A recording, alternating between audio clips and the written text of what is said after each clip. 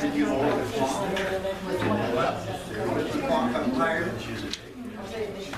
possibly, I didn't see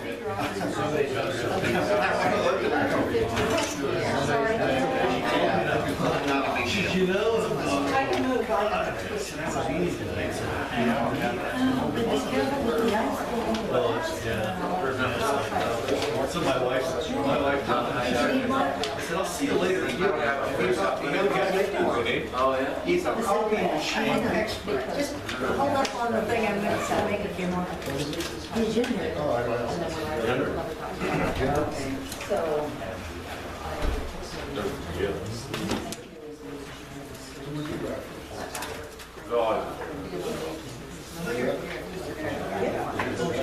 So. How do you feel now?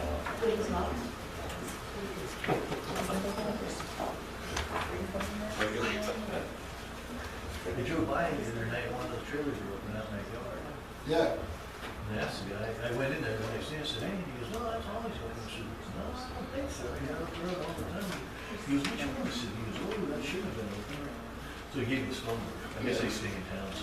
Yeah, well, they do there, and then they're down at somewhere down at Cooper, somewhere over at. Oh, working? Or No, staying? staying. No, the guys at Cooper's, I think, are the all-the road guys, because I went and knocked on the trailers. Oh, and then the other ones are staying over at the Indians guy. So did you have the camera or I'll do it? It's right there, it's cool. Oh, okay. Yeah, we got you. He's just gonna offer to do it. That's okay, thank you. I forgot his name. He used to live, Rhonda, Barbara over Rhonda's. What was that? Okay, we didn't get the agenda. Branding iron.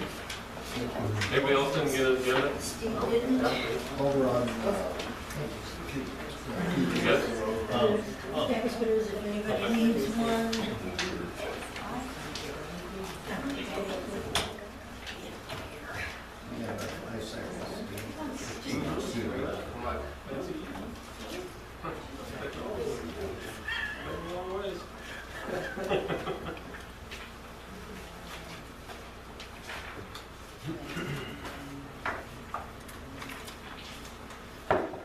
Call meeting to order, please. Pledge of allegiance. Pledge allegiance to the flag of the United States of America and to the republic for which it stands, one nation, under God, indivisible, with liberty and justice for all.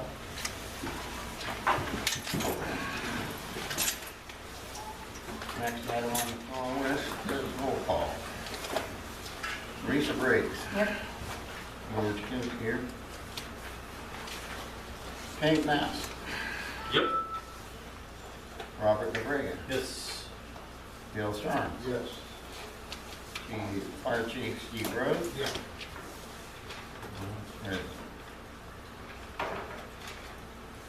Okay, the item on the next topic is a report from Steve Tertier about the topic of financial records for the district. Steve, you've got the floor. Alrighty. Thank you. So, I'm sorry for the folks that don't have copies of what we're working on, but what I want to just start off with is a very brief introduction, which is the front page of your report there. And what we're going to talk about tonight is controls, internal controls. And there's a couple of points I want to make, basically, and that is that internal controls are a tool for managing the district to achieve the district's objectives. And those objectives are not well described in a lot of cases. When we go through some of the stuff you're going to see here, those objectives are going to be to you kind of obvious in some cases, like, really, of course. In some cases, not so obvious, just sort of intuitive, but you never really think about it. But ultimately, the idea of any internal control, any process that you have, is to help the district meet its objectives. And internal controls don't exist for their own sake, or because they're the right thing to do. It's because they're very useful tools in a lot of respects. They also have limitations. You can only afford so much in terms of internal controls. In other words, if you had a staff of 10 people, you'd have better controls, but you can't afford 10 people. So there's limitations to what internal controls can do for every organization. There's also limitations to what internal controls can do no matter how many people you have. And each of the elements of internal controls that we'll look at here in a minute are interrelated with all of the others. And if one falls off, it can affect all of the others and the internal controls as a whole. There are also things that if one falls off or because there's a lack of staffing, other processes can compensate for those weaknesses that exist in internal controls. The other thing is there is no absolutely right way to do things. So what we're going to do tonight is look at what I've got here to throw out at you. I don't expect you guys to adopt anything. I think this is a working document that we should really look at, talk about, reflect on. I'm going to try and make changes that are suggested or additions to what's here as we go, so that the next time that we meet, we can review it again and possibly make some changes that you adopt. That's not to say that you couldn't start some of the procedures that are suggested here right away, but as a set of policies, it's something you want to really reflect on for more than just one night. And the other part of it is, this is not cast in stone once it's done. Like any other policy, you review it, communicate about it, you monitor how things are going. Two of those things that I just mentioned are actually part of the internal control process, communicating and monitoring.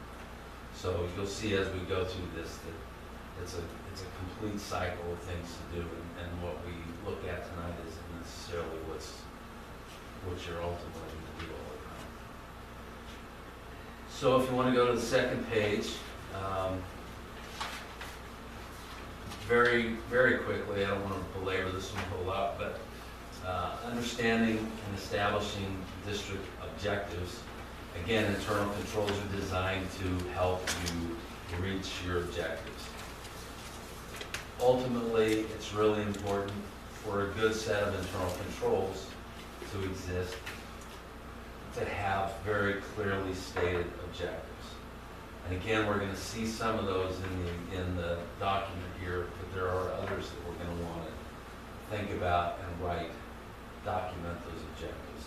They don't have to be real super specific, but they need to be like a goal out there. This is what we're aiming for. There are three kinds of objectives, generally speaking. One is operational objectives, what the department, the fire department's goals are in terms of providing the service of fire prevention and suppression. Operational objectives are also related to financial performance and the long-term financial health of the district. And the last one related to financial health, but ultimately really operationally safeguarding the assets of the district, making sure that things don't sprout feet and walk away. Limiting liabilities is ultimately safeguarding your assets also, so that you don't incur financial penalties. And so a lot of objectives can relate to that as well. The second set of general objectives is about reporting, providing reliable information in a timely basis, and that are transparent for all to see and understand. Those can be both internal, for example, the monthly financial statements that you're really wanting to see and get that are understandable, clear, and give you all the information you want. And external reports, for example, compliance reports that have to do with keeping the fire marshal, the state fire marshal happy, or the insurance companies happy, or lenders happy in a lot of cases. Those reports can be both financial and non-financial, so that's another objective is, we want clear reporting for everybody. The last objective is about compliance. You want to make sure your objective should be to meet every compliance requirement that's thrown out there from any direction, whether it's state laws, federal laws, employment laws, grant and donation requirements, debt conditions that are out there. Your goals should be to meet all of those compliance objectives. As we go through this too, if you guys have any questions, be sure to just stop me. Like I said, I want to try and make notes as we go through here, so it'll be easiest for me to keep up with your thinking, and same for you if you just stop me right in the middle of what I'm talking about. So then we go to the next page and we start talking about internal controls. There are 5 basic elements of internal controls. And leave it to accountants, there are 16 principles related to that, but we're not going to talk about those. It starts to get into this really tedious list of yakety-yak that it gets covered generally in a lot of this. But the 5 elements of internal controls have to do with, first of all, the control environment. It's your attitude, your guys' attitude, the tone at the top, they call it. Do you care about internal controls? Because if you don't, all bets are off on everything else. You as a board, as a governing board, and your fire chief need to care about what's going on and why. Again, it's the most important element of internal controls in a lot of ways. It's also the least, we can't document it very well, other than just the fact that you have policies in place. The second element of internal controls has to do with risk assessment. Where are the risks to the district in terms of reaching those objectives? What are the things that are getting in the way? And which ones are the biggest? Because we can't necessarily address all the risks. We can only address so many of them. So in assessing the risks, you got to look at where are we threatened the most? And then what's the cost to reduce those risks in terms of volunteer time, in terms of actual cash, in terms of giving up controls in some other ways. Risk assessment is an important part of the overall picture of internal controls. And then you get to what everybody thinks about, really, because you guys are always thinking about internal controls, right? Well, anyway. Every waking moment. Every waking moment. That's me. Yeah. Anyway, it's those procedures, the separation of duties, how you keep one person from being the got their finger in too many pies thing. Ways that we can prevent and detect things from going wrong, for minimizing those risks. If the procedures are well designed, in other words, if all the processes are in place, then it's easy for one employee to detect the errors of another. It's also easier to detect fraud if that's what you're up against. But we're always concerned about errors, just plain mistakes. Somebody accounted for something wrong, or we talked about last week a piece of mail getting lost. Well, it probably wasn't on purpose. It was an error. So how do we minimize the risk of that happening? And then the other one, of course, is the irregularity or the fraud. And there are a lot of opportunities for that in a real small district. There's a lot of opportunities for that in big governments as well. In fact, there's bigger opportunities in big governments. And internal controls cannot catch all fraud. What a good internal control system does is catch the big stuff, because that's what's easiest to catch, that's what you can catch in doing a lot of the processes that internal controls are all about. The fourth element is about talking, communicating. What's working, what isn't, what can we do better?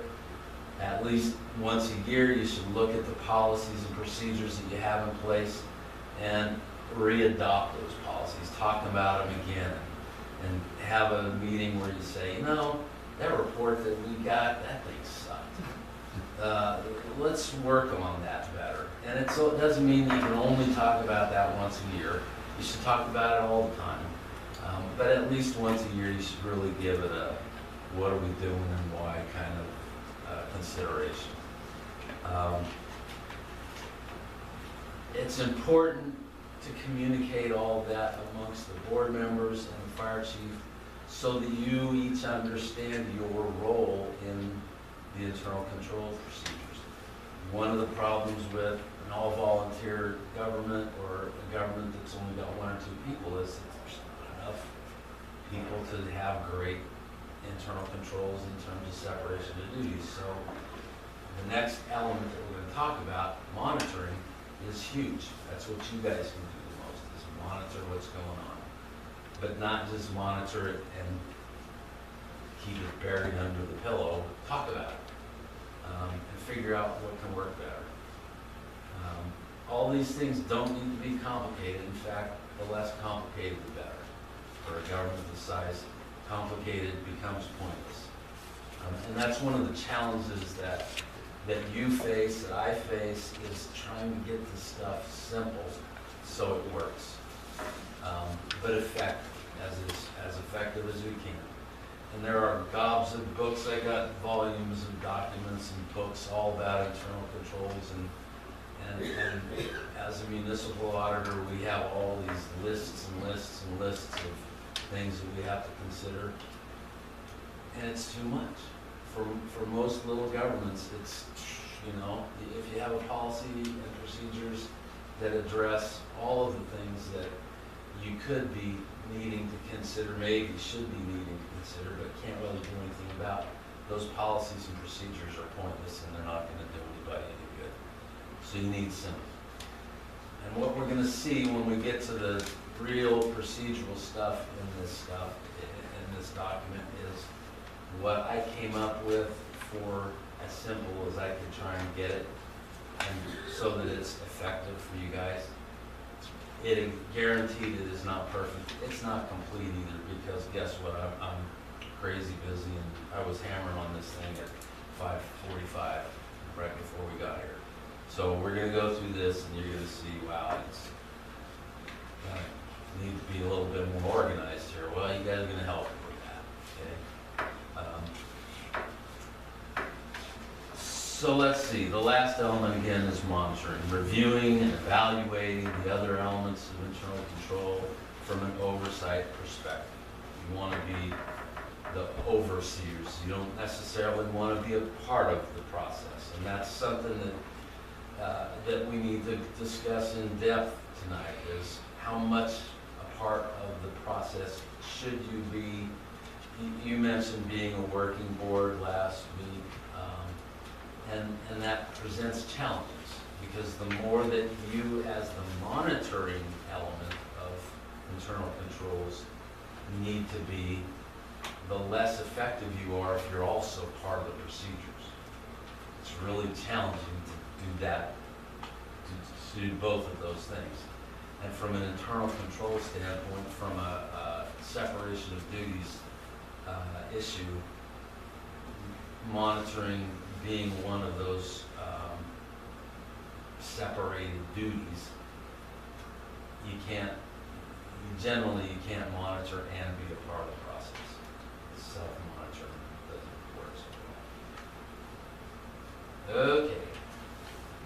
Got all that? Can I be done now? So, just just to make things a little more complicated, there are two different types of controls. Generally speaking, once again, they make up the biggest laundry list of all of this stuff. There's about 5 pages of it, and I don't want to spend a ton of your time tonight going over that, but I do want you to read it and consider it, because it's going to be an important part of your policies in the end, okay? But it's too much to try and go through tonight. It's not going to be of that great of value until you have some time to think about it. But what you'll see in that are these different elements that I talked about: the control environment, risk assessment, control procedures, all those sections, along with, under each one of them, specific objectives that have been identified. And the steps or the considerations, the internal control processes underneath each of those objectives are parts of the internal controls that you can adopt as policy that address the specific objectives. What is GAAP? GAAP is generally accepted accounting principles.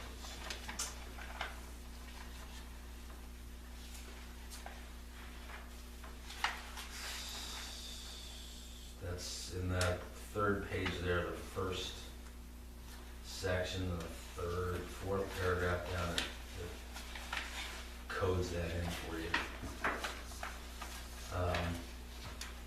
Anyway, I apologize for the Geek Squad stuff. There's a lot of that, you know. Again, this stuff, I tried to word it. It's coming from a huge volume of different considerations that we have as auditors to address. I tried to bring it back to the district, fire district level. It may not be perfect, and I'm certainly open for you guys to pick it apart, look for grammatical errors. It's your document ultimately, so I want you guys to be proud of it. And I'll be embarrassed for you if I have screw-ups or something. I'm proofing it. Yeah, proof it for me, please. Because one thing I can guarantee you is I'm not anywhere as close to perfect. And all that we can all do is the best we can do. But anyway, so again, I think I'm just going to skip over most of that stuff, but really consider those things. One thing I can promise you is that if you're having trouble getting to sleep at night, just grab this thing and start reading. You'll be asleep in no time. That's great. Thanks, Steve. Do you have recordings I can play it? You know, that's a great idea. I could do it in the most monotone. Okay.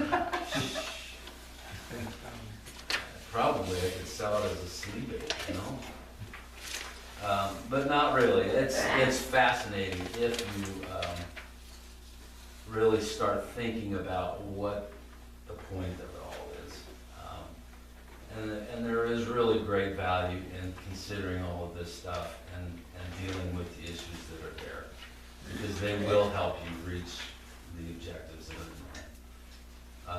there. What I really want to do is get down to the, I think it's the 7th page. I'm not seeing page numbers on this document. Risk assessment? No, so go down further than that. It's going to be the page that says account and transaction specific controls. Maybe it's page 15. Page what? 15? Yep. Okay.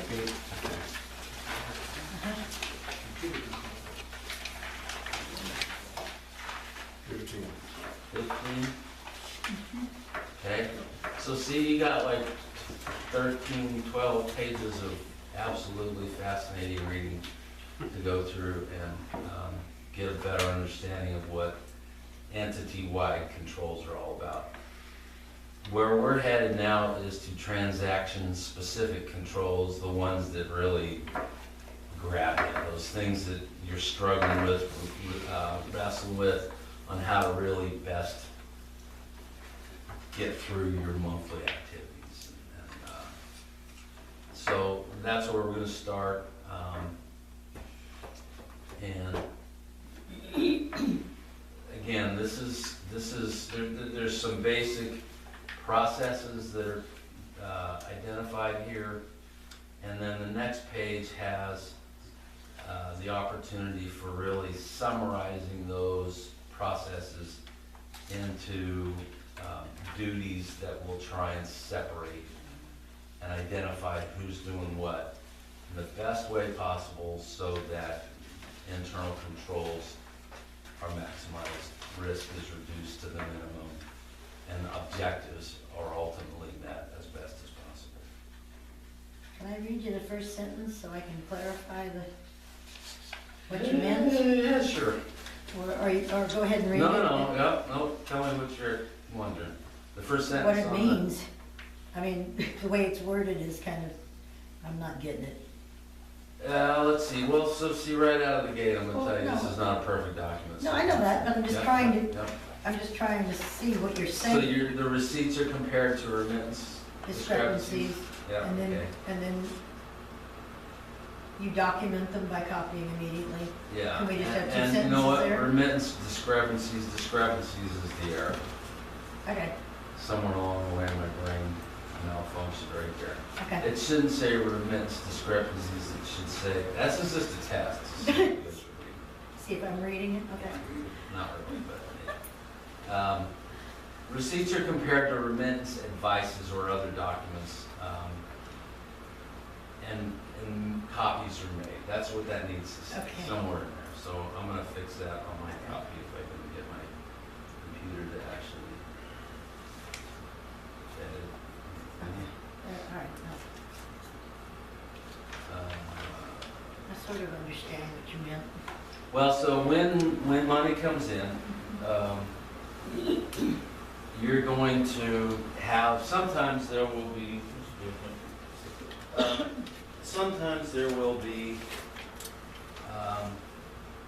a remittance advice, it's called. Some document that comes with the receipt. And ultimately, whoever opens the mail wants to look at that receipt, look at the check or the check. Or in some cases, it'll be that you have, like with the county, is the county now depositing the property taxes directly? No, Okay, so that's something that you can have done first of all, which would eliminate a lot of problems. They will put that right in your bank. It's still saying your statement? Yeah, it still shows up on the statement, and they'll also send you And the it'll be the remittance, statement. the remittance advice, the summary detail, the summary of what you got deposited in your account. if I may, this is what, I have a whole bunch of information from Umpqua Bank, and it's something that we can do when we switch over.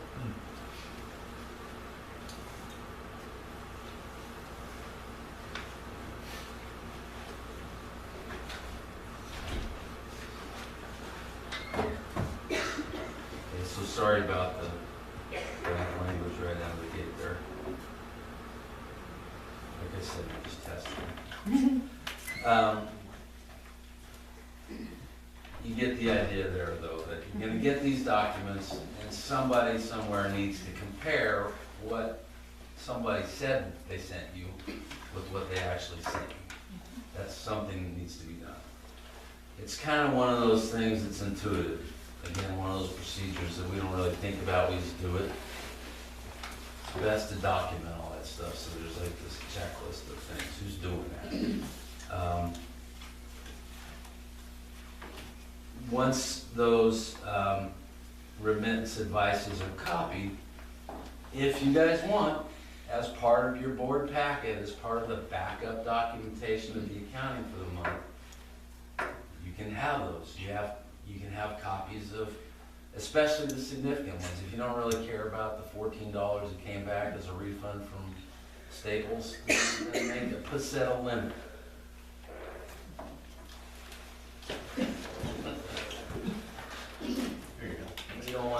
dime back. So in all of these things, you know, you can set limits of where it makes sense for minimizing risk without going overboard, where you want to draw a line.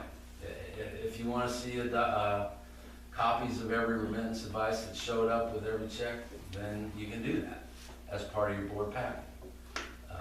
But again, if you want to set a limit of $100 or $500 or whatever it is, that makes sense to me also. You want to see the significant ones.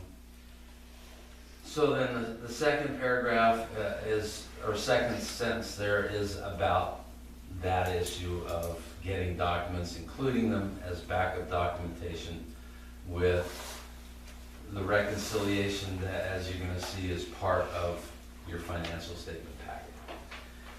And again, ultimately, with a government this size, the more that you have to review and monitor what's actually going on, the better off your controls will be. But it's going to be at your expense, because now you're stuck having to look at all that stuff. So there's that cost part again. You can monitor the living bejesus out of everything, but you're gonna, you know, your head's already going to be hitting the pillow from reading this crap. So it's where you want to establish things. And again, you can set it at $100 or $500, and then 3 months later go, man, you know, it would really be nice to see more of that, and change that policy. If it's not working for you, you can change it. One of the processes that you want to talk about and that we need to deal with is cash receipts are getting deposited and promptly. And if they can't get deposited promptly, agree on a location where they're going to be stored until they are deposited. So again, I think tonight we can talk about things like where's a secure location.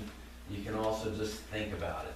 You guys know better than me where a secure location is. And it's entirely your guys' decision as to what needs to be put in a secure location, where it is, who has access to it. But those are all things that need to be considered for sure. This next relatively long sentence here is about what happens. So we're trying to separate the issue of who opens the mail, who makes this list of receipts, and possibly gets the deposit ready for, or the checks ready for deposit, versus who actually makes the deposit. Those are good things to separate. Well, the best kind of transfer of those proceeds, documents, the checks, and the deposit slip and everything, is to have a listing of everything that's there, either like the regular bank deposit slip is when you give it to the clerk, or it can be an Excel spreadsheet that has the payee and the amount, and with the date at the top, and a separate sheet for each group of receipts you get. And then when you hand off those checks to the person that's depositing, you also have 2 copies of that, and you both sign them, and then one of you walks away with one signed receipt, evidence that you just gave them what they now have to deposit, and they have evidence of what they took from you. It might be overkill. Roy talked about earlier today, just meeting one of the board members for coffee and then run down to the bank, and you're both there to make the deposit. That works too. Like I said, there's a lot of different ways to do this thing. Because you guys are relatively remote, there's not a bank right down the street, it's a little bit more of a challenge to make that control happen real well. So there's some things to consider there.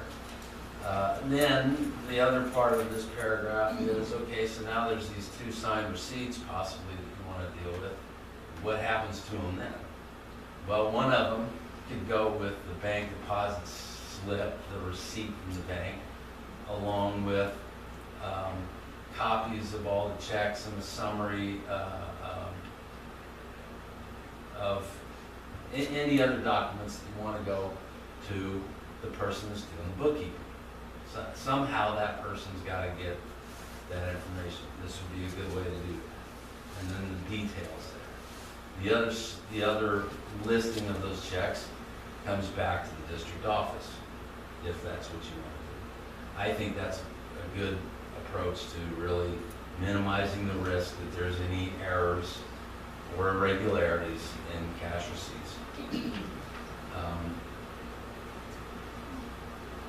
Ultimately, there should be a reconciliation of the receipts that are part of each of those detailed sheets with what ends up posted to your books. That has to be reconciled.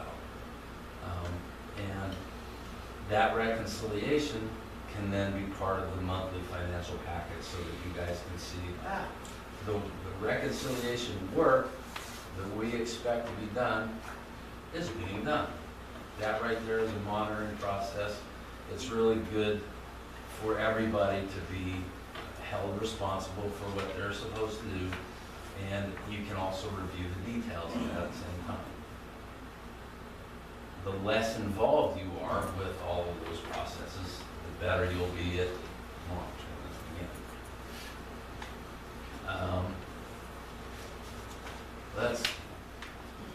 If there is a misaccounting at some point of where that money should have been, what revenue account it should have gotten posted to, you want to have an approval process that says, you know, we don't want the bookkeeper to just go in and make those changes. We want to direct them to do that, and for what amount. One of the biggest challenges, no matter what the accounting system is, that we deal with as auditors is what's called management override of controls. These managers, whoever's got control of the books, just goes in and changes the numbers, does a journal entry that no one sees, and shifts stuff around. And there's controls in place. You shouldn't just do that. You're supposed to get our approval to do that. Well, you know, if you don't have that as a policy saying you need to approve those changes, then you know you can have the bookkeeper down there just going, hey, you know what? And you'll get your next month's board report and go, what the heck? How did the total receipts in that account go down from one month to the next? Well, it was an adjustment. Oh wow, really? We need to know about that.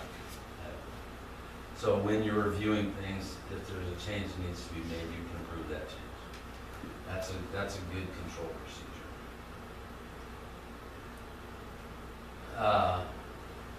The next one, the one that everybody thinks about the most, I think, here is getting those financial statements, looking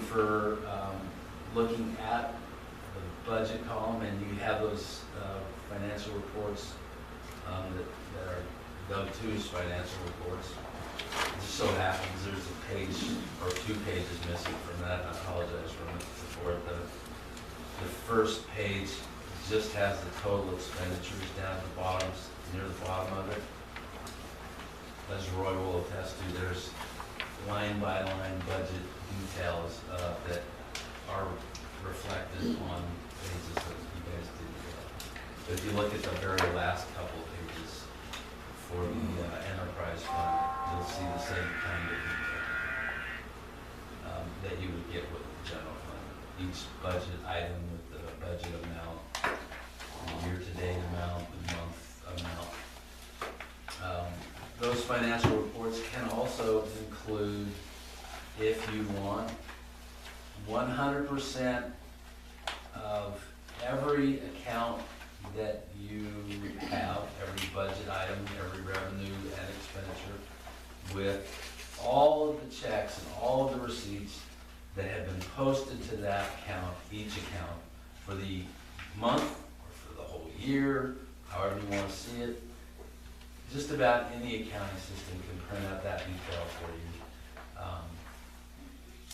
And it's something that this is a suggestion too. It's something that you don't even need to necessarily get printed if you don't want. If you see something that looks funny before the board meeting when you're reviewing your financial statements and you see something you have a question about, you can ask for a detail of that one account to be printed. You can also take that report, that whole detail report, and have it added to the website. Here's the general ledger detail, in full, whole year, everything that's hit that account, right up front, there it is, full detail. And that can be done just in the form of a PDF file right out of an accounting system, whether it's QuickBooks or Quicken or any number of different accounting softwares. So that's a financial statement that I think is a good thing to have, that detail. Not necessarily every month in full detail printed, but available for review. It's a great internal control when what you have is limited separation of duties.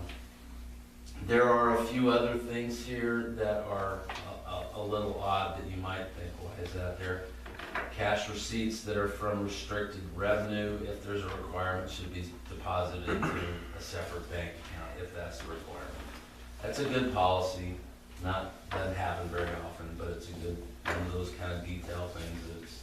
Can you explain restricted revenue? If you get money for a grant, related to a grant, and part of the grant document says you're gonna keep that money in a separate bank account. And a lot of times it says separate account, which doesn't mean bank account, but if it says separate bank account, then go create the separate bank account, and that restricted revenue goes in that bank account. Different than what you guys have for your reserve fund. You don't have to have that in a separate bank account. If it's the district policy that reserve fund have a separate bank account for its balance, then so be it. I don't think that's a great big deal myself. When you start thinking about internal controls, what great control is there over having that fund have a separate bank account? There is no great extra control over that. You kind of go back to, well, what's the objectives, and is that bank account going to cost us an extra $10 a month, and why are we doing that? You know, so this line here about restricted revenue and bank accounts kind of brings up a few other issues there that I think should be discussed ultimately. The next one has to do with there should be a limit on what if you have let's say a checking account that is accessible by several different people. Well, you may only want to put X amount of dollars in that account and have the rest of it in a savings account or some other account that's got better controls over it. You keep limited amounts of money in an account that's accessible by multiple people. It limits risk. So that's a possibility here. Also, what we call credit risk in the Geek Squad world of accounting. Credit risk is when you start dumping hundreds of thousands of dollars into a single bank account. And it wasn't that many years ago that all of us would think, well, what's the risk there? Well, then think about how many banks went under in the last 5 years. And you're giving that money to a bank to hold for you. In this case, Umpqua Bank. Seems like a rock solid bank. But who knows what tomorrow brings. And if you got all of your money with that one bank in excess of what's protected by FDIC, then you're at risk of losing some of that. Now, Oregon has a special risk pool that they created that if your bank, which Umpqua Bank is, a member of this risk pool, then what happens is all those banks hand over X amount of dollars for the state treasurer to just manage. Still your money, their money, whatever. But to minimize the risk of deposits that exceed FDIC, they've created this risk pool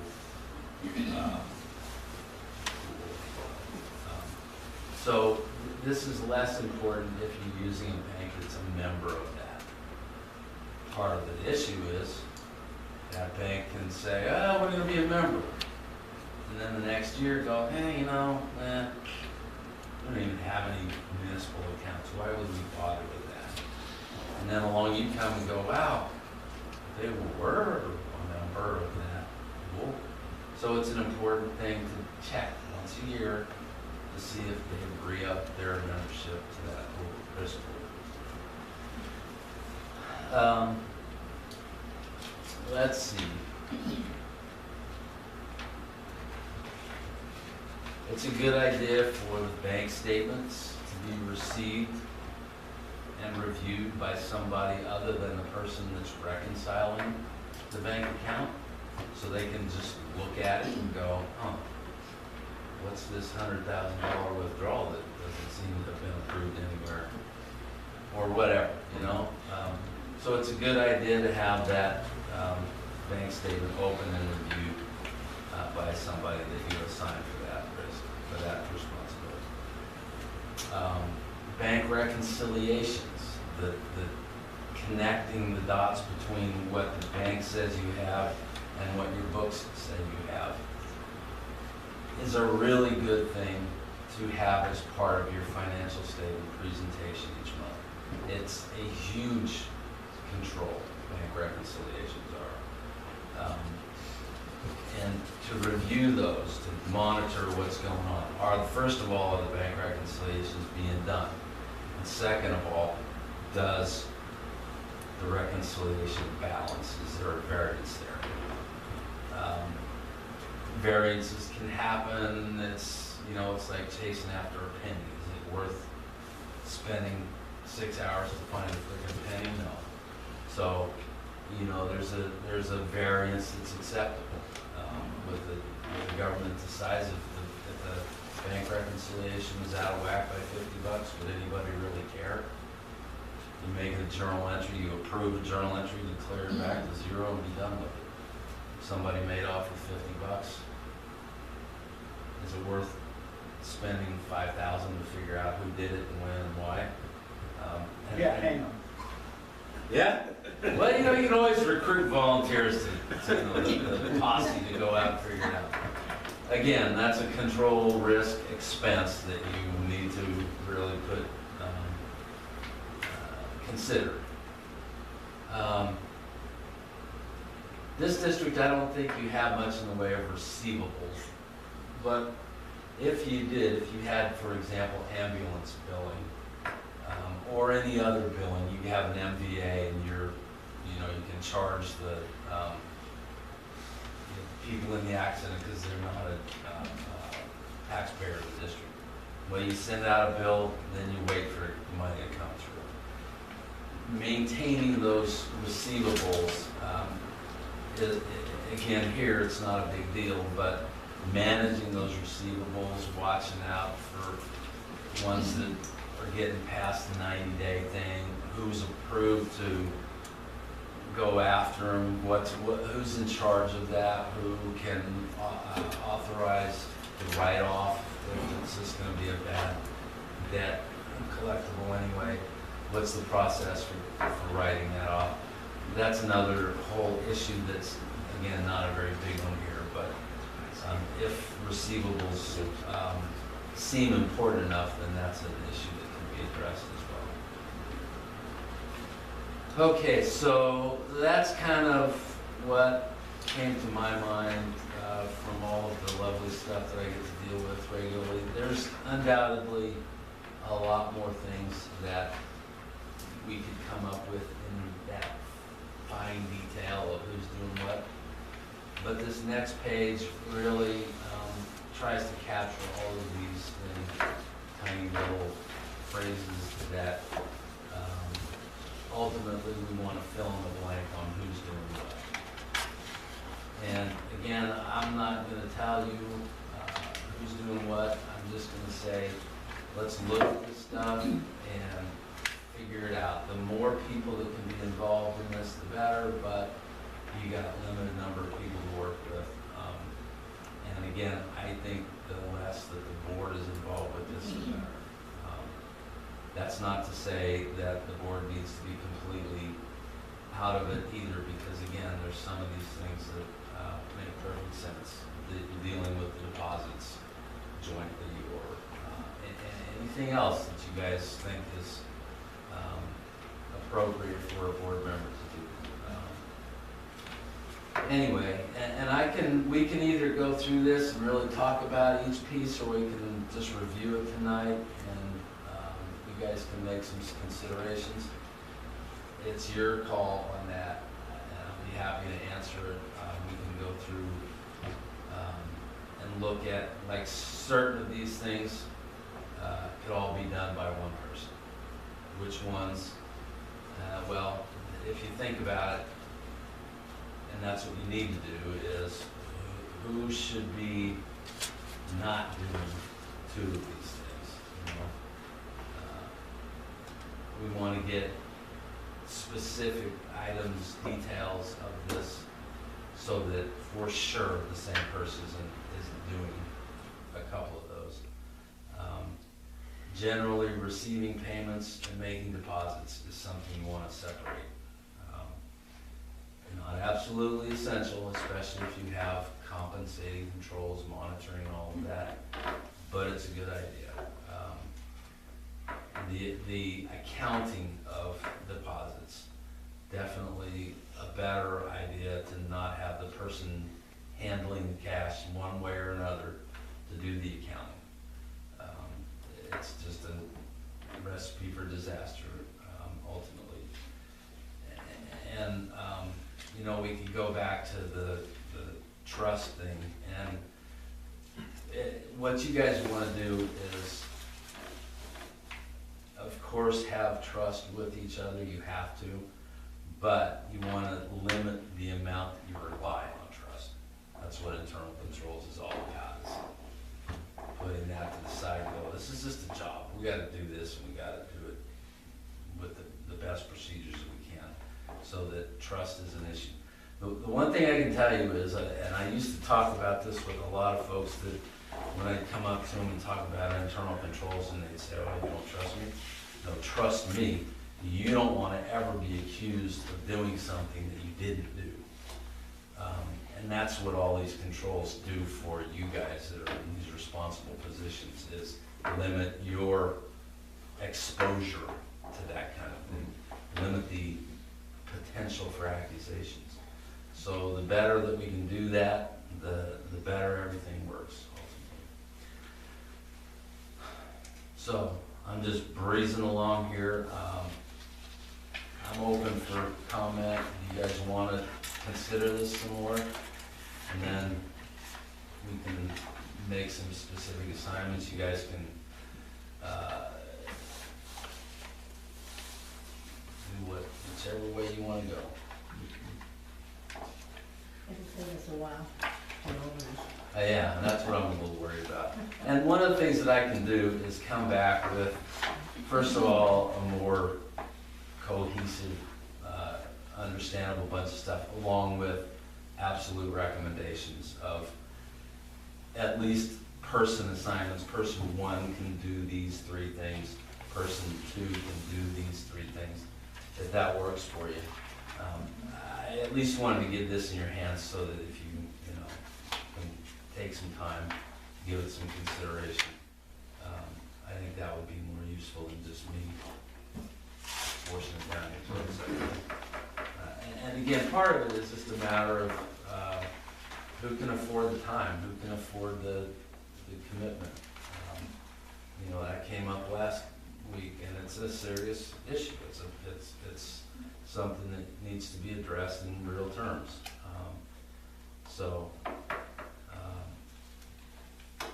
It's that cost of internal control.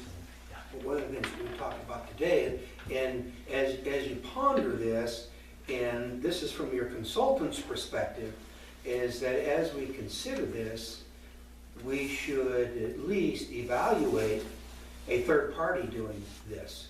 And what's the cost associated with it? What's the pros? What's the cons? Like you spoke earlier, what do we give up and what do we gain? And where does that balance to where the district is benefited the best. You have done nothing to research it, but now you can see, well, keeping it internally, this is what we get and this is what it takes. Doing it externally, this is what we get and this is what it takes and this is what it costs. Do that balance piece as you go through this and say, well, our best balance is we're going to do this and put this here. And that's the perfect balance. In some organizations, like District 2, I mean, we've got paid people to do all this. When I was at Shady Cove, they had the neighboring department do all this. Their financial people did it all. They didn't have anybody internally that could do it. So they off-sided it to a, well, we're doing some for Winston-Diller now. We're starting to do theirs for Fire District 2 because they don't have the internal capability. And a lot of smaller organizations are now finding that as an alternative. So as you process this, don't take that out of your thought processes. Will that work for us? If it does, how will it work? Those sorts of things. Yep. So, because there's a lot of complexities to this. This is not, I'm not implying anything, but this is not our bank account for home. This is quite a bit different, and you'll talk about the liabilities and the controls and the risk that dealing with government's money bring along with it. So, Yep. so make sure you have all the facts. Yeah, and you're right, there are, that's one of those internal control expenses. It's very easy to identify in terms of external bookkeeping services to be provided. But you definitely want to explore your alternatives. And believe me, the last person that wants to do that is me. I have absolutely zero desire to do your guys' bookkeeping or bill paying or anything else. But there are people out there that, within your community that might, if they have the experience. The basic bookkeeping isn't complicated, but it gets complicated fast. And you never know. I think that's one of the things that happened here is you got that grant money and kablooey, things went all over the place. And you need to be prepared for that. And having people that's their expertise. They're out there. And they're finding out what the cost would be to the district of that, I think, is something that you should consider. It would definitely eliminate a lot of the issues that you guys are running into to outsource that particular piece. And the nice thing about it these days is that so much stuff can be done electronically. You guys have, I think, a policy now that says for your electric bill or whatever recurring bills you have, pay them right up front. Don't even mess with them monthly outlay. Well, But that's not electronic. We don't do electronic transfers. And with Umpqua Bank, you can. And if you have the right controls in place, that can be very efficient, very effective way to do things. Doug, too, is going to that more and more. A lot of places are. I know my practice, I hardly ever write a check anymore. Of course, I'm watching out every day for the bank screwing up or anything else, or me screwing up. But, those processes can become very efficient, and the cost of that can be reduced a lot if what you do is make it be a very efficient process. And that's very doable. Some things can be auto pays, where it's set up, the vendor reaches right in your bank account and takes it out. If there's a good internal control in place, if you guys monitoring that, the risk is minimal. If you set up bill paying, electronic bill paying, where you're not having to write a bunch of checks, if the processes, the internal controls are set up where that's being monitored, the risk is really minimal. But you gotta have that monitor in place. And that's not a complicated thing to do either. So, there's a lot of different ways to spend this.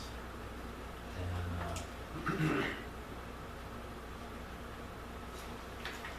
finding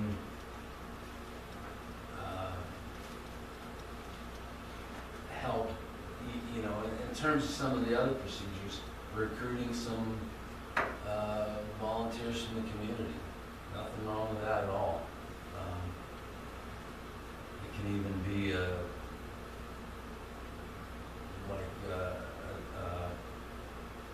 monthly, who's gonna pick it up this month and do it? Too problematic in a big hurry too, but you know what I mean. The There's a camera lot can of hit things. your face. You have to turn to the camera and do that face again. That's just precious, isn't it? Yeah. God, you know, I try to have fun with this stuff no matter what I do. Otherwise, you just lose your mind. Anyway, so let's just move on to disbursements for a second. It's much the same stuff. It talks about financial reports. Anytime there's a variance in the financial report, you want to have it be part of your processes, your policies and procedures to investigate why. Why is there a variance, an unexpected variance? It's not okay to just note the variance. It's really important to find out why. And it's usually real easy to find the answer. You just need to ask the question and have that be part of your policy. Some systems are really good about if you're entering PO numbers or invoice numbers, it'll pop up and say, wait a minute, that's the same invoice number you just paid last month. What's going on? That's a good system control. For some accounting systems, that's a really good control. We call that system control. Computers provide a lot of system controls that didn't used to exist, and that would be one of them, that kind of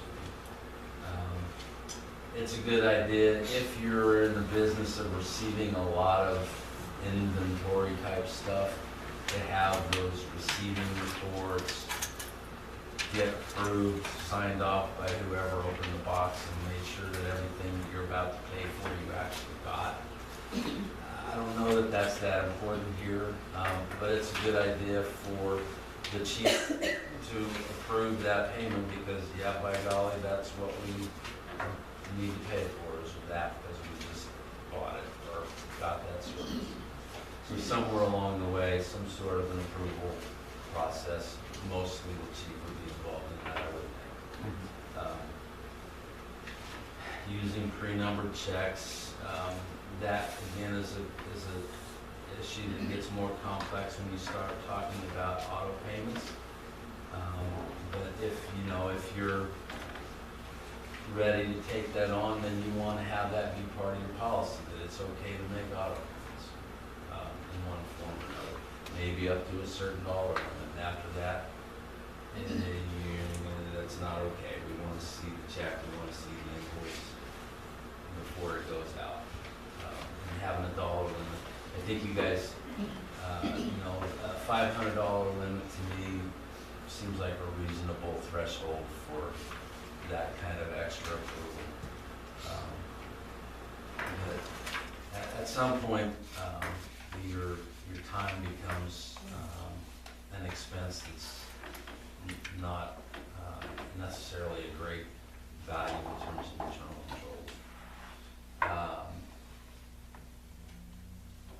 If you have like a state pool account, LGIP account, you guys have one of those?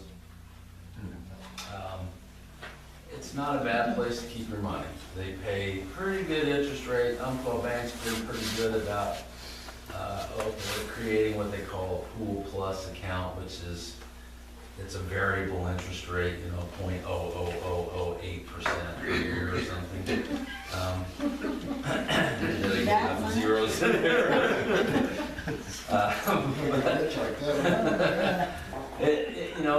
Investing where you invested your savings used to make a lot more difference than it does right now, and it might again. How much should you keep in an account?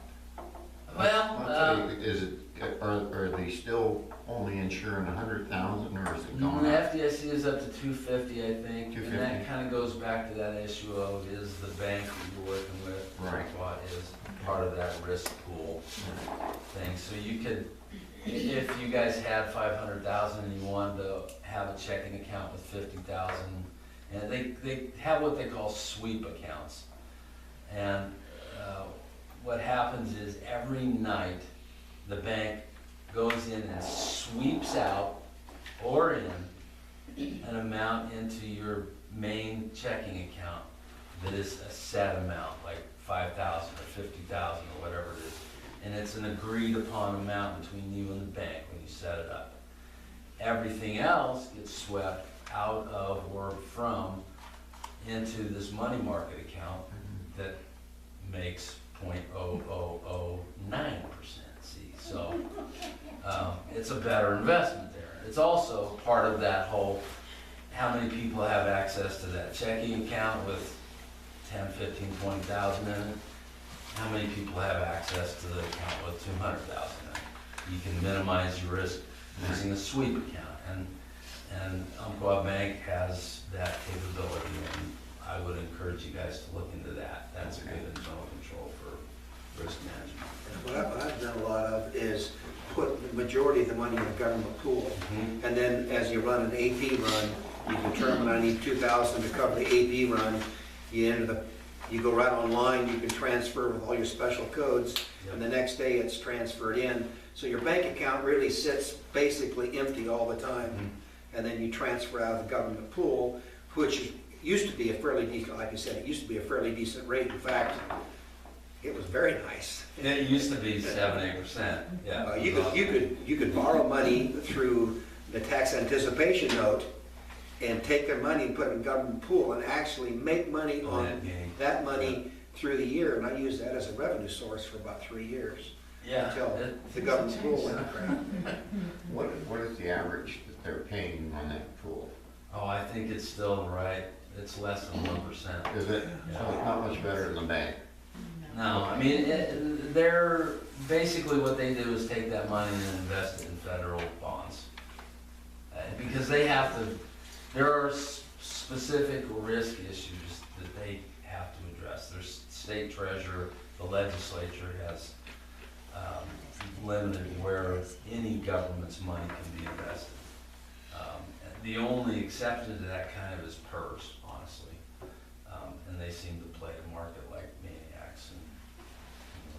But even for you guys, the state laws restrict your investments to, you could buy federal bonds if you want, you could buy state bonds, but you can't buy corporate bonds, you can't buy stocks and stocks. So it's real limited. Again, that's a risk management law that you just can't get around. Well, it's just a good idea not to have all your money in one bank, have it in 2 banks. Because Yeah, I mean, you're only again, allowed so much per loss per bank, actually. yeah, well, again, that risk management pool is designed to make it easier for local governments to not be concerned about that. There used to be these things called certificates of participation that a bank would issue to a local government that said, we're gonna take $500,000 and put it in this federal account so that you're comfortable with having an extra $500,000 at our bank. And that was a certificate that just was a little slip of paper, but it was their promise to put a bunch of your money where it wasn't at risk. And this risk pool has eliminated the need for that. So yeah, I mean, first of all, Lookingglass unfortunately doesn't really need to worry about that so much. Hopefully someday, maybe, you know, but and who knows where the FDIC limits are gonna go. But as far as the state pool goes, it's a great way to go. When everybody's kind of volunteering, it's more intensive. You have to be aware of when your need for cash is there and make that happen. Whereas a sweep account's automatic, it's in and out, you just, you know. The issue that's on this list here is that if you're gonna have a state pool account, you wanna make sure that only certain people are authorized to do that. Again, limiting the risk of who can transfer money and when. And that's what this is all about. Let's see. when you have grant money, there are almost always special documentation requirements. The next item talks about that and having things properly documented. That's just a good expenditure policy that you should have no matter what. You should always have receipts for everything. Keeping things in separate accounts, not bank accounts, but expense accounts, is a really important but relatively easy thing to do, as long as the expenditure, the project is relatively simple. You guys don't have the employees, but it's a really good policy not to loan employees or board members money out of district funds. It's just a good policy, you know? It's good to state the obvious. If there's something that the district by chance agrees to pay for, but that expects to get reimbursed for, that's what this next item is all about, and what the process is for that, who's in charge of that, and how to make sure that you're ultimately going to get reimbursed for that. So then the last little bit there is, again, those basic steps, the segregation of duties, steps that we can work through a little bit more. And there's a few other things that I would like to get done, and one of those sets of things is what you guys want to see in your monthly financial report specifically. We'll segregate that out and make that real clear so that there's no question about it. Other things that come up, again, this is not going to be a cast in stone and never look at again document. We want to get it refined and working to where you guys have the most boring thing, board jobs, and you guys in the back here are going to nod off really fast because there's nothing exciting going on anymore. But that's my goal for you. I hope that's your goal for yourselves as well. And this is a great way to do that. We'll get, at your next meeting, I would propose that we really have this ready for you guys to put in place, get going. And you know, if you want to tonight direct me to do anything specific, I can go out and find out what different, what costs might be to go out for external bookkeeping, whatever. That's something that you can have your fire chief do as well, or you know, whoever you want to assign to do that, if that's something you want to do. You can wait. Just thinking that one in particular, you guys sort of are relying on Risa to do the bookkeeping right now, but not really, because there's no books, right? So it's going to be important. That's a big one. We got to get that one done pretty quick back here. So if you want, Would you be able to make it to the December 10th meeting? Okay. Could you as give long us, as you guys want me here, I'll be here. okay, could you provide us with some kind of idea what your expenses or what your costs would be to do this, and to give us a printout on a monthly basis so that we could stay on even keel as far as our records are concerned? Yeah, well, like I said, I don't necessarily want to do the bookkeeping. We can find somebody that does. We've been talking about doing that. Do you have any recommendations as to who we should start looking at, or?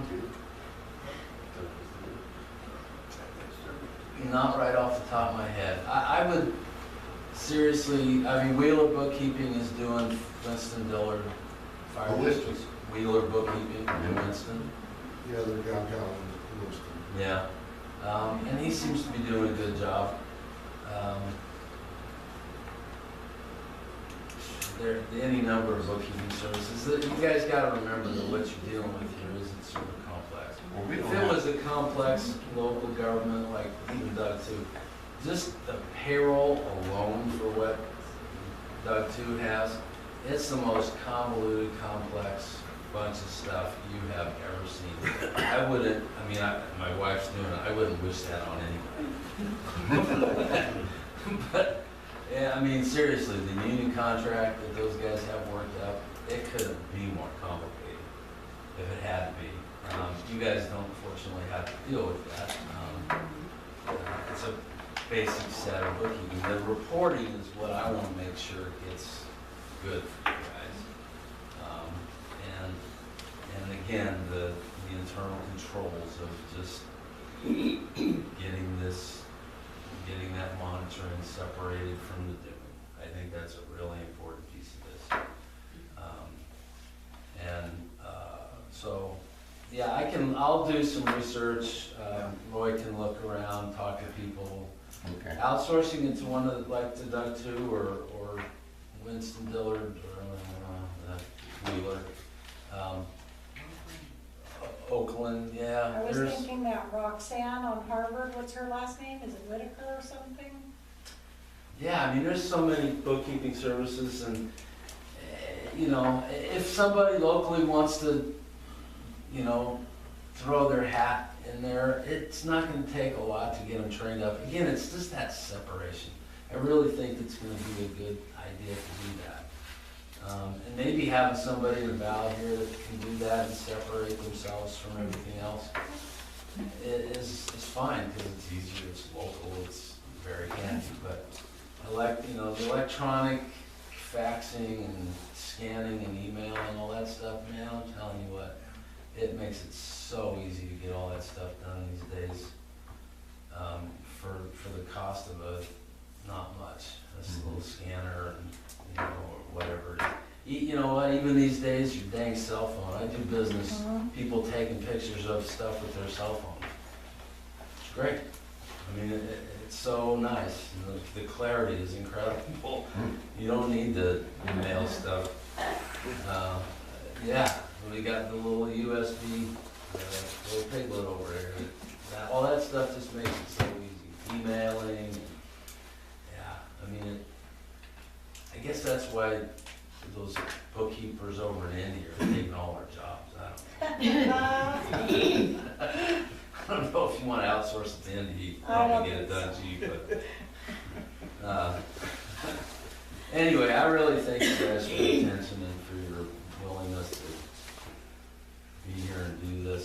Okay. Thank you for We'll giving us leave it that at for info. now, unless you have questions. I have questions. I know you will. I look forward to trying to answer them. So does anybody on the board have any questions to Steve before we move on to our next one? Can we call you Absolutely. between now and December Yeah, 10th yeah. if we come across something? I would, Okay.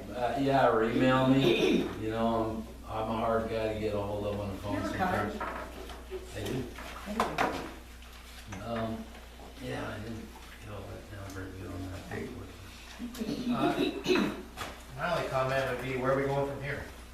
I mean, you're gonna come back the 10th, but like, should we all evaluate this over the next 2 weeks and have our thoughts on what specific actions we're gonna take or what? Because right now, we've talked about some pretty general, wonderful ideas, but we're not going anywhere. The specifics of it, I think there's a couple of different things that I would suggest. Any ideas, concerns you have, questions you have, get a hold of me, email me. In the meantime, I'll try and keep in touch with you guys in terms of my progress on some details here. That's a good question. I love being very vague about things and making other people decide. That's how I run my business too. When we hire by Very committee. good advertiser. You know, it's good to be inclusive, let's put it that way. I wish I could tell you that I knew everything there was to know about all this stuff, and I just know enough to know that it needs to be addressed. And it really is important to get your local input on this. But yeah, I think if we are ready in, 3 weeks for your next meeting, whatever, the 10th,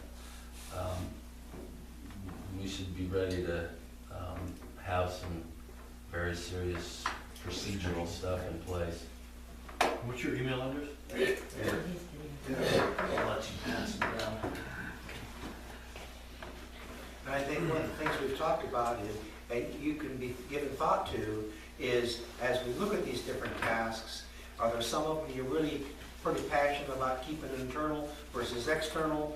And that goes back to that weighing, that balance between internal, external, and cost associated. I can't imagine that you wouldn't want to, but you don't know that until we have that answer to say, this is what it takes.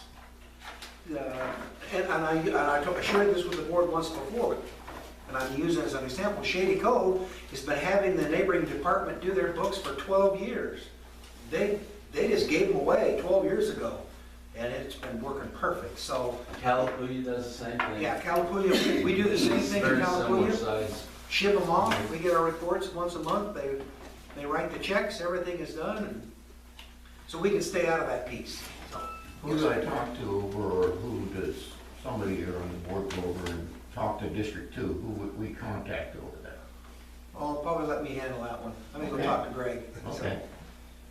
Because of this, we've been paying for our stuff for years, but we weren't paying people who did it for a living. And I'm not gonna knock anybody or anything else, because we had people that truly were trying to do the best they could. Oh, absolutely. But we didn't have bookkeepers. We had people that were learning to be bookkeepers. We had people that used to be bookkeepers, but we were paying $800 a month for a long time. We were paying $600 a month for a long time, and we should be able to do this, have a bookkeeper off-site for half that price. I Yeah. think if we're talking about I 6 would or 8 agree. hours a month, I don't see. Yeah, no, I would think somebody for a couple $100 a month.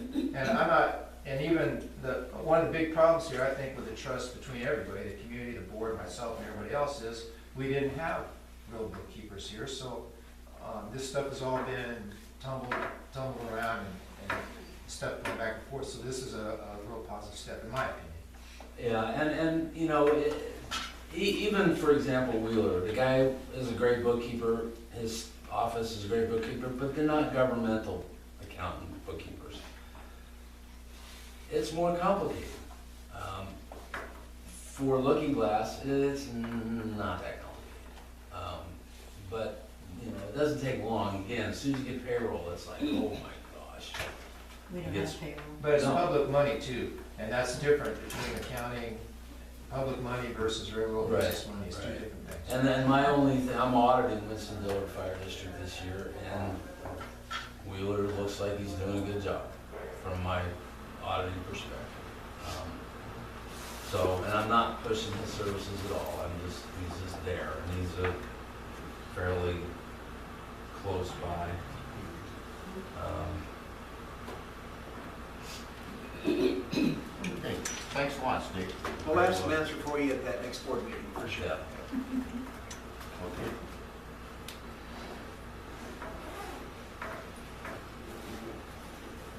Chief Palmer, you're up next. Chief, I got to be chief. I'm retired again, you know. Well, Actually, I'm going to talk to you a little bit tonight about performance evaluations, okay? And I'm going to be philosophical for a while, and then we'll talk about a tool in the first place. But as this gave me almost an epiphany tonight as Steve is talking, and we have teaching opportunities and training opportunities, and I happen to deliver a class on board chief relations. I deliver it around the state, and I'm going to make that another one of our training sessions. It's a nice PowerPoint presentation, but all that's around being able to work as that team, that six-member group, and that relation, how it should look. The evaluation is an element of that. He needs to know what you expect of him. He needs to know what he needs to accomplish. And then we have to have a measurement tool when it's all done. So when you do an evaluation, we want to make sure that there's clear objectives. We understand what we're going to be graded on. Be nice to know. And you know what the tool's going to look like when it's all done, so he knows what his grade should look like or how he's going to be tested at the back end of it. So as you put together an evaluation, we want to make sure we have a good, well-articulated job description and expectation, including goals and objectives, and then you have a tool to measure it by. And I've got some sample tools like we use for Chief Marlar, and I've got some other tools, and I've also got some sample job descriptions. I don't know how long it's been since Chief's job description has been rewritten, But the whole process is to make sure that you, as the management piece, have a great relationship with your chief, because he's the tool, if you will, to go out and take care of your business on your behalf.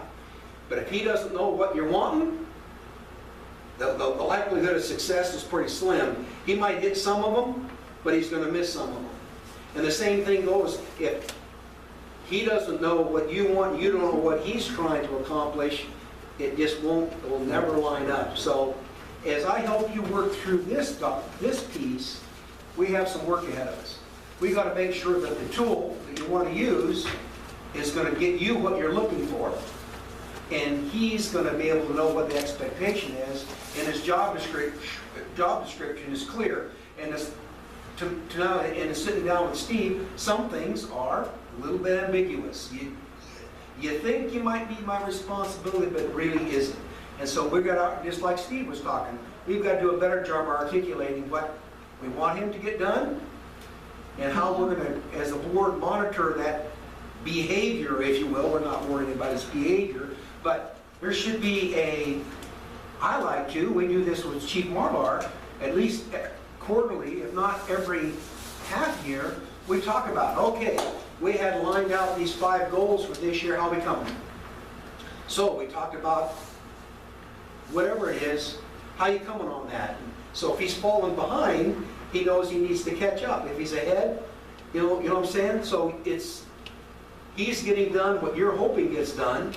The mission is being met, and he is part of your collective team to make this all work. So I gave you some samples, and I didn't know how many copies to make, and I really don't. Sure.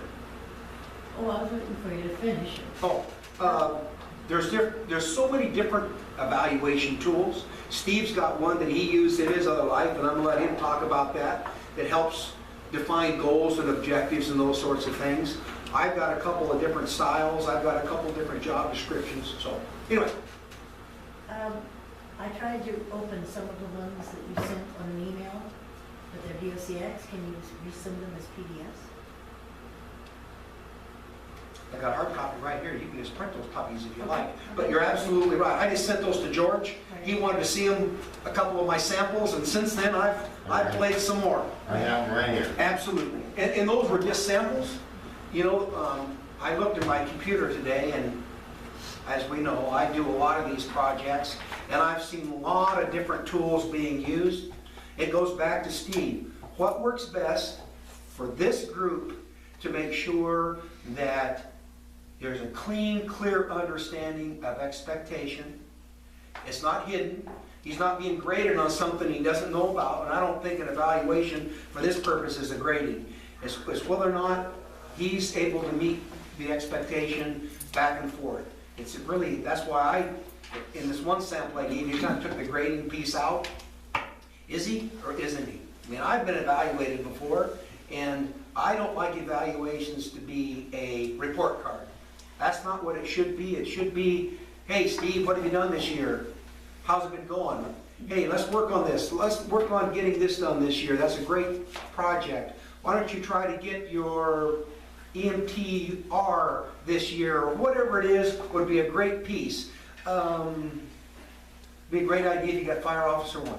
Don't use the, I know you already are, but those would be great objectives. We're falling behind on our volunteer numbers. Let's try to set a goal of going from 15 to 20, and at least that's a measurable piece. Now, would you get rid of it because you only got 18 instead of 20? No, but you were able to do those different pieces. Have we done all these different things? Have we got you might use as an objective to get a grant. You applying for a grant? So that's an objective for this year. But you sit down as a group and define them first, and then you evaluate them for the next year. But I don't know, how old's your job description, Chief? Well, we rewrote the policy manual recently, Okay. so it has a list of ideas. You know what, I didn't see it. I just grabbed a couple of them that I had that marry against the document, so you're kind of looking at the same thing, and that's the whole idea. So tonight was just to make sure that if we want to evaluate your chief on an annual basis, what kind of tool do you want to use? What was it, did you set out some objectives last year? Were they articulated in writing? Do we know about them? Are they clear? How have we done? What's good? What can you improve on? Those are the kind of things you want to sit down in an evaluation process and do. One important element of leadership and supervision is how you can support somebody in achieving their goals. Absolutely. So it's not only monitoring, but it's identifying what you can do to step the achievement. Absolutely. And I shared with, and you're not privy to this, but actually I shared with George a couple other documents that are the exact same things, some goal settings and some how do we get you to there and how can we help you be successful. And that kind of articulates that right in that document so we know what a lot of organizations use those as well. So those are. So that's not only important just in employee and supervision relations, but it's important in community relations. How can we support the community in achieving their goals? Oh, absolutely. Well, good point. So, absolutely. So that's what I had for you as far as evaluations. We can sit down, maybe I would suggest that we have, I know you're gonna get tired of meetings, and we don't have to do these overnight, but have another work session for nothing more than sit down and work on developing a tool. And you might use that tool as you're developing it and do an evaluation all at the same time.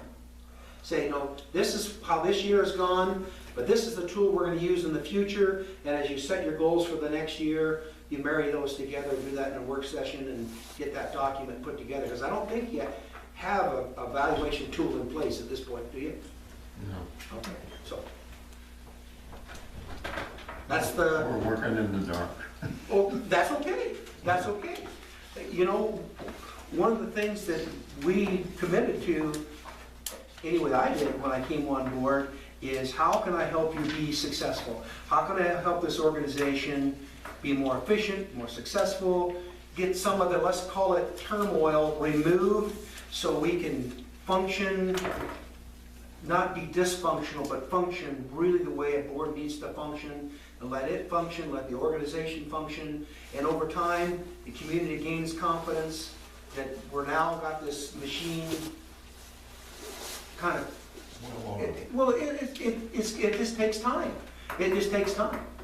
But this is part of it. He needs to know what you want him to get done. He needs to be able to, and that needs to be clear. He needs to know, am I being successful? Am I not being successful? And if I'm not, you're gonna have to help me here. Just like What do Smith. you want to achieve, Yeah. and how can I help you achieve? How can I help you get there? Thank you. And I'll make any of this electronic. I mean, I can get you many of these things in different styles, but it's not important. But what's important is you sit down and decide what you want to evaluate. The one we used with Chief Marlar was very, very well. Which one did you use for? The very top one that says Chief Annual Performance Review, and it's got a board, and then it's got a self-rating. So, yeah, absolutely. So what Steve would do is he would rate himself on these, you would rate him on these, and then you sit there and talk about them. Like I said, I was okay here, and you think I need improvement. Let's talk about, what does that mean? Provides a program of sound organizational management. If you say he needs improvement, you should be able to tell him what that would look like. So he knows what that would look like. What am I doing wrong? What can I do better? How can I get you where you're comfortable with that? But that's what this is all about. Now, And if they had something that they could cut and paste, they could do a hybrid too. Because I found that those numerical ones really are for kind of more entry-level employees. This isn't numerical. And the narrative ones are really more for an executive employee level. Yeah, we have one, just, it used to be the numbered one, 1 through 5. Yeah. I don't like those much. Yeah. That's why I like this one here. And then there's a whole sheet here on what did Chief do well in the past year? What can he improve upon? What are your priorities for the next year? And we articulate those out at the end and say, okay, based on this, this is where we're gonna go this next year. Yes, sir. question. When we do an evaluation based on one of your samples here, does each one of the board members fill out ones on the chief? Yes. So that each one of us is independent, and then we just go Then through. I'll just tell you how we do it. Every one of us do one, then we give them all to the board chair or president.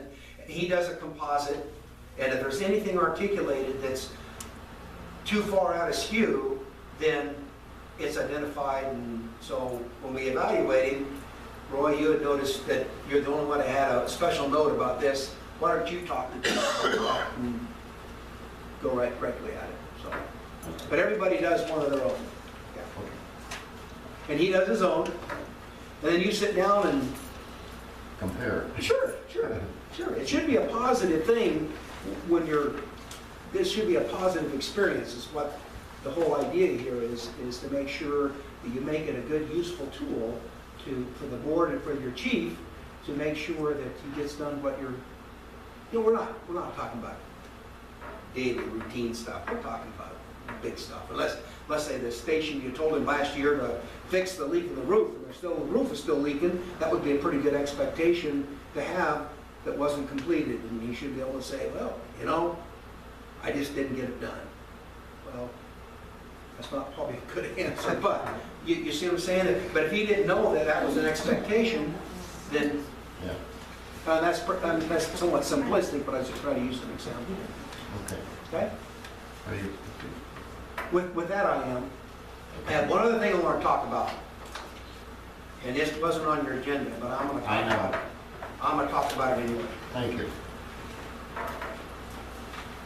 And I've got a little document here that I'm going to share with the board. And I would like you to ponder this document and be prepared to at least speak to it at your next board meeting. And then I'm going to talk about it. So you just take a copy of that, and you can keep that. But one of the things that we talked about today, and as my time here with your board, it's been pretty apparent to me, is that if we are really going to be long-term successful, the 5 of you have got to figure out how you can communicate and work together without offending each other, the public, all of this. And this is a code of conduct that you're agreeing to that talks about behavior. Fire district, we all do this in boards. Now we've pledged that we will follow these rules. So what I want you to do is to think about those. That's in a policy format that I use. You can put it in your own format. I read all your policies the other day. And this, you don't really have a policy manual per se that I've seen, but that doesn't mean you don't have one. I looked at your bylaws and the laws, which are well done, by the way. But I don't know how this, whether this would be a resolution, this would be a board policy. Do you have board policy, actual board policy manual? Board policy manual. Besides procedural policies and fiduciary policies and. I've seen it, right, yeah. But you have an actual, like, we have a board policy manual that lists a lot of your things, but it's called a policy manual. So I don't know where this would fit into that, but this would be an addendum. It would be an addendum. Okay. Anyway, this speaks to how you guys can work together as an effective group of 5 people without, excuse me, I don't want to offend anybody, but pissing each other off and kicking each other under the table. You got to figure out how to get that done, or you won't be successful. You'll spend your time vacillating over, God, he said that to me, and doggone it, I don't like that. And you got to get beyond that, and this is part of it. And you've got to work together as a group. You know, you can have your individuality, but you got to function as a well-oiled machine to be successful. And part of that is being able to get along, okay? And understanding that you got to get along with your people. You can take this, I don't mean to be speaking to any one of you individually, I'm speaking to you as a group, but we've got to be able to make sure that we can interact with our public the right way. We don't want to offend them, they don't want to offend us, we just want to do our work. And our times, and I've been at board meetings where there's been some in the audience that's wound me pretty doggone tight. Even at District 2, which is a big organization, but, okay, thank you very much. Because it just didn't do any good for me to do that when I was board chair at District 2. But what I want you to do is think about this document, Think about how you can bring that into part of what you do. And really, it's just a kind of a contract of what we're going to try to, and it's pretty straightforward stuff. Steve has seen it. We talked about it today. I talked to George Dunkel about it today. I told him I was going to bring that tonight because my goal is you five work well together. It doesn't mean you even have to like each other. I don't care. But you have to be able to work well together. And part of it, that is respecting each other and making sure that you understand that each one of you have an opinion, each one of you are entitled to it, you have a say. And another thing I was going to suggest to you, and you made a very valid point earlier tonight, and I'm going to use this as an opportunity, is that I'm trying to come to all of your board meetings. But I'd like to be there as a coach. And when I see you doing stuff that's starting to slip away, I'd like your permission to raise my hand and say, he had a motion on the floor. You need to acknowledge the fact that he had a motion on the floor. You just can't ignore it. You got to respond to it. And if there's not a second, he can say, where's my second? You can say it died from lack of second. But what I would like to be is kind of your sergeant at arms, if that's without being a big Budinsky. I'm not here to run your board meetings, but I think what I can do is if you stray a little bit, because I know you're trying your darndest. I know it. We've talked about it, but it's a learned craft. It really is. And you're going to make mistakes, and I've made mistakes, and I've said, Mr. President, you forgot to make, it happened to our board meeting the other night. District 2, last night, as a matter of fact, the board did not. We'd gone for a consent agenda. We had a motion, we had a second, we're going through our stuff. He forgot to ask for the vote. We're 2 items into the deal, and our recording secretary said, you still have a motion on the floor there, Mr. President? Oh, crap. So we go back, we fix it, but it happens. We're all trying to do the best we can. But I would be more than happy, as I'm trying to help you guys get healthy here, to be that coach, if you will, as you go through those processes. But if you want that training session on the perfect opportunity is going through this evaluation is board chief relations. And I talk about, because I've been a director and I've been a fire chief, and so I've had both those hats on. So at the special districts conference, I put that class on quite often for board and fire chief relations. So I'd be happy to do that for you. So. Okay, are you all finished? Yes, sir. I want to let the board know that I'm going to go ahead and run off these samples and put them in their mail slots. And they can stop by and pick them up. Absolutely. Now, I've got another tool here. I got copies for you guys. This is a one that our department used, both as an entry level and as supervisors. And it has instructions and just probably more, not using that specific one, but more it identifies performance factors that you would might consider. I wouldn't think you'd want your social security number on it. I don't want that. No. Ever. We'll put a big NA on there. Yeah. Something I wanted to say about those evaluations, something you brought up too, is we started a strategic plan here about 3 years ago maybe, and it was an ad hoc committee on a previous board.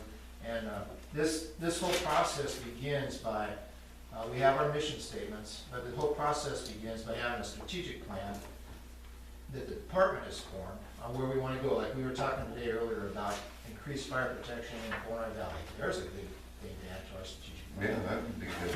A long-term goal or a short-term goal. Yeah. And then when you do my evaluation, everything that the fire department here is going to do is going to be working towards achieving our mission statements and that strategic goal. And then it also not only, it's not just an annual thing, because in our policy manual says it's annual, but it's as long as I'm here, as long as you guys are here, it's a career type of evaluation. You're planning for the future. And it's going to improve my performance and improve me. It's going to develop me more as a chief, and it's going to improve our performance to the community also. And so we kind of talked about it before, way back last year with the A through P or whatever all that stuff was, but our strategic plan, this board has to get together and say, hey, where are we going? Let's look at that thing. Is that where we're going? That plan was designed that we were going to buy all new units every 25 years. That's what that plan was, and It told how much money it was gonna cost to do that. Well, I don't think that's where we're going, so we need to find out where we're going. And then once we know where we're going, then the goals that we set together that I'm evaluating on, work towards that and go from there. And we have a list of duties in here that are my the job, so that's something you can evaluate me on. We have some control tools. We have the budget that, for example, right now I'm working on this FEMA grant. So that's a short-term goal for me, December 5th it has to be in. Well, I'm acting under your approval because back in our budget process, we put in there that, yeah, we're going for a FEMA grant. So specifically, I probably haven't identified that short-term goal for you, but we should get together and identify them because and it's my understanding since that budget passed that I'm going for it. And maybe that's not what the entire board wants, so. Well, I think they will. So that's a whole nother meeting. Just sets us some strategic goals and some basic short and long-term goals and then evaluate them every 5 years or so. Can you give the board a more specific outline of what you're doing with the FEMA grant, or what you hope to do with the FEMA grant on the December 10th meeting? Yeah. Okay, because that helps us then help you. Yeah. During the year, I did some information sheets and then at our annual, when I did my annual report, I made recommendations in each area of that, and those are kind of my short-term goals. When I first applied here in April of 2013, when we didn't have a chief there for a while, I had 4 very simple goals, and the board approved them. Were you on the board then? I'm still confused. No. I know Dallas was, Jane was, Hatch and some others. But mine were, we were down to 14 firefighters. I wanted more firefighters. So that was measurable because I got up to 17. Now we're back to 16. I'd rather have 20, like you said before. I said that we were going to maintain our vehicles and our fixed assets. That's the biggest money in our district is sitting out there on the floor. We did that. We have 3 years of maintenance records now and pump tests. I said firefighter safety and community safety. I can measure the firefighter safety. We haven't had any injuries. Community safety, maybe I failed because we actually had more calls last year than the year before. So we're going to have to work on that one. It's gotta be a variable you can control. Please just raise more. And then the last one was short term. In that April when I started here, we hadn't even addressed the budget for that coming year. So we did that in May, June, and we were done. So that was my 4 short-term goals in. But when we sat down last year, when all this came apart, we didn't sit down and make any more goals. We just kept on trucking along. So, Yeah. I mean, that's the very basic of this whole process has to be, we got to figure out as a group where we're going, and then you can judge me on where we're going. Good point. Go ahead. Well, I just want to touch on what Roy said with that class. I think that would better understand, or there's a couple people, as per me, never being on a board before, would help the chief, because I really don't even know what we expect of you. So that would help me and just in the relationship. Sure. And the fire service is kind of hard to evaluate too. Like for me, evaluating my people, I got to think about driving skills, for example, physical fitness. Now, in my job description, maybe as I'm a responder right now, so I should be physically fit. But as a chief, if I get to a point where I'm not physically fit enough to be a responder, I can still be the chief here. So that wouldn't be something you want to rate me on as my physical fitness. So that I can show up at every meeting or something.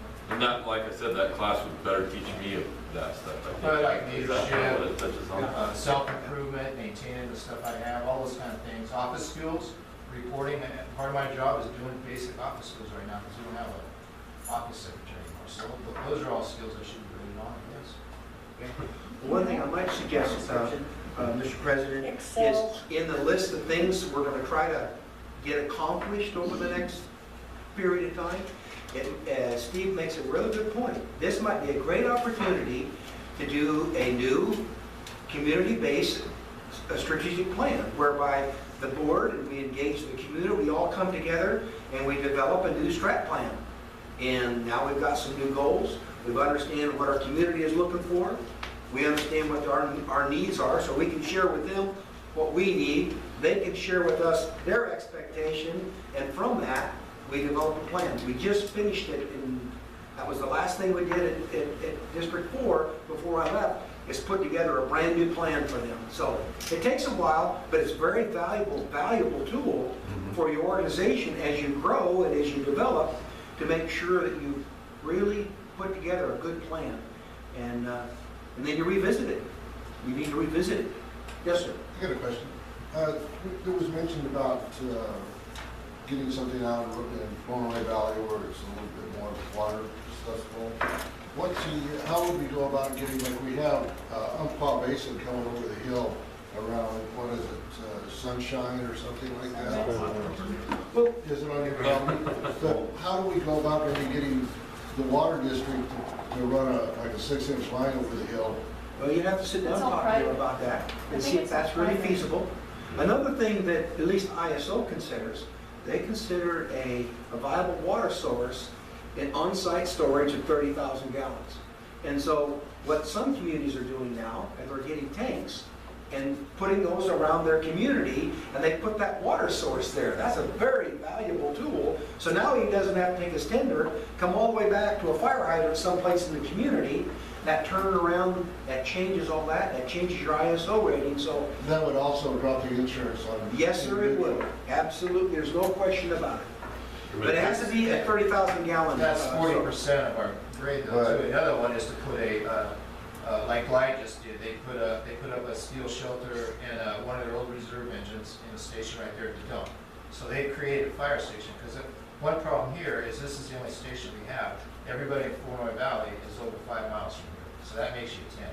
So getting some kind of, so I mean, that's a long-term goal Yeah, we're but talking about. even We can't solve with that. a water storage of 30,000, did you say, or 20,000? Right, but if you're, Well, because of that, because Was that- they rate you 50% on the fire department and the equipment, 40% on your water supply, and 10% on communications. So that wouldn't, That would bring up our score, it certainly would, and it, for example, when I talked about maintenance of our units, just the 3 years of pump tests and maintenance records right now would have dropped us, Tom was our ISO, but it would have dropped us to a 5 instead of a 6.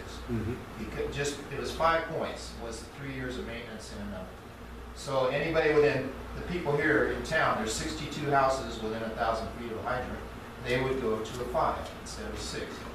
There's some really good resources on what that actually means.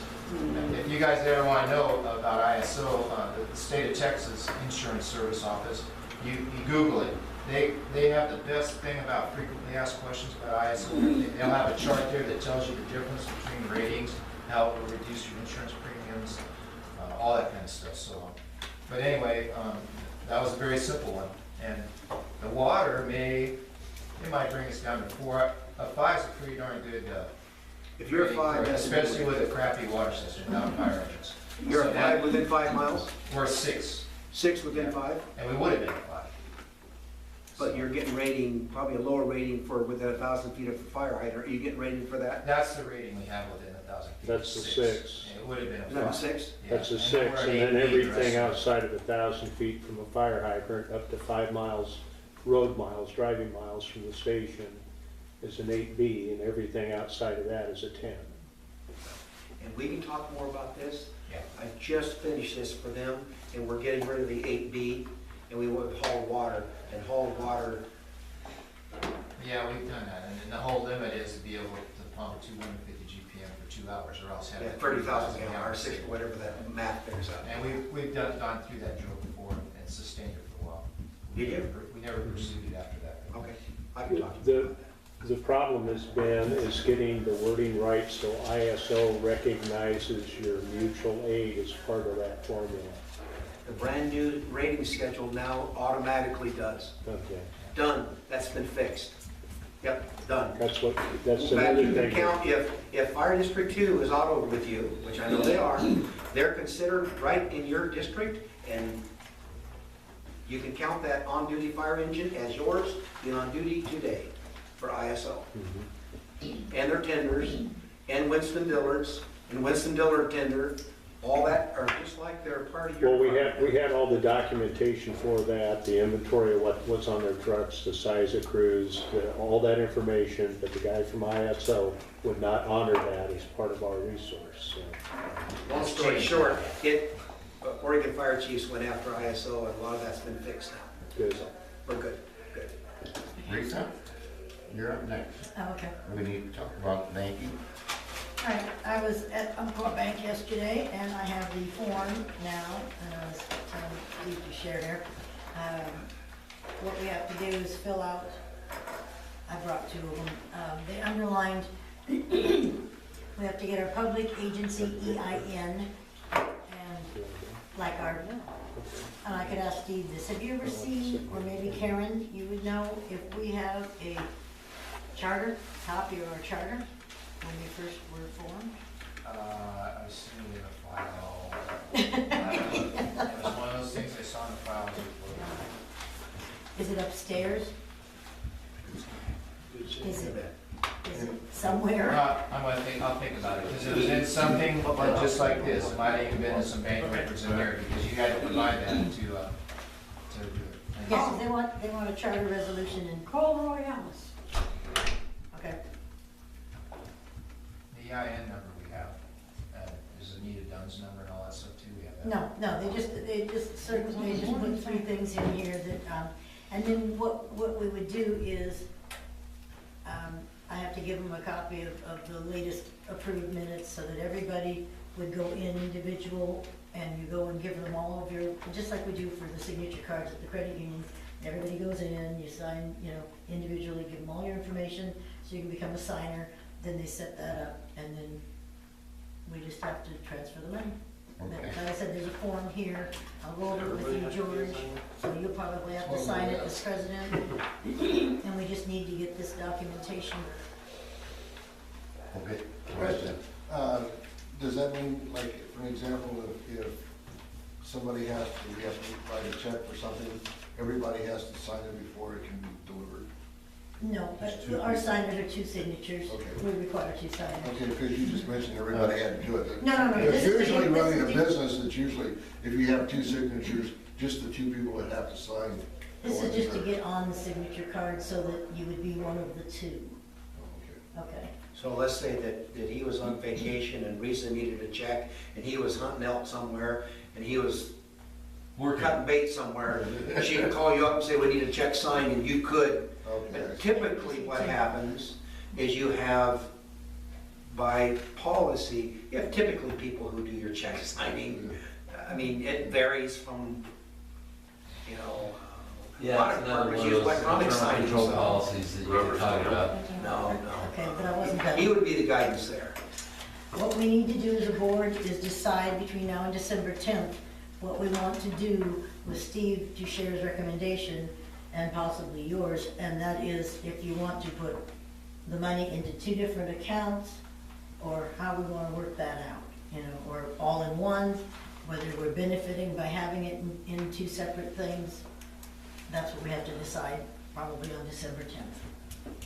That can be part of the policy stuff for sure. Okay, we did discuss, you and I today, about starting the transfer procedure to Umpqua Bank, which we're getting some tax checks in, going over, opening an account. And then, once we know we're secured, we have our checks in place and everything else, then disengage with the community credit union and move all the funds over. And remind me, because my memory is starting to go, remind me you actually took board action at your last meeting to physically convert to Umpqua. Yes. Okay, I just want to make sure we had that step in place, Right. so I couldn't remember That was a vote, yes. that perfect. Yes, I just couldn't remember, I know we talked about it, yeah. but I just But couldn't we remember actually if you actually voted on wanted to do it, it. yes. Perfect. And it was That would take board unanimous. action. It was unanimous too. Yeah, well, I just wanted to make sure we got that piece Okay. done. And And it was- they will give the district a credit card. That Yeah, was- and that was the main reason why we did it, Exactly, was because Steve couldn't. right. And so that will be a district credit card, so that will be set up. That it? Mhm. Okay. So, well, you and I will get together because you have to sign it because you're board president. Okay. Need a motion to adjourn? Make a motion to adjourn. I'll second. Okay, we have a motion to adjourn. Second, all in favor, say aye. All right. You're done. Well done, Mr. President. Thank you. Thank you for coming and appreciate the nice meeting we had.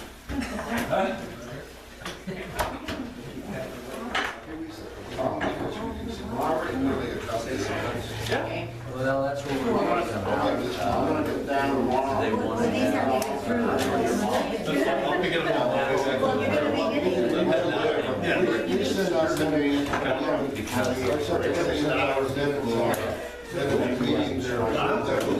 all good. I've already got the minutes typed up from last Wednesday, and I'll be sending those out to everybody. You get that. Asking for correct. Yeah. It doesn't take probably, There's a whole just because. That worked well. Everybody gets one. He's going to drop the board. Had a good view of it. Yes. But,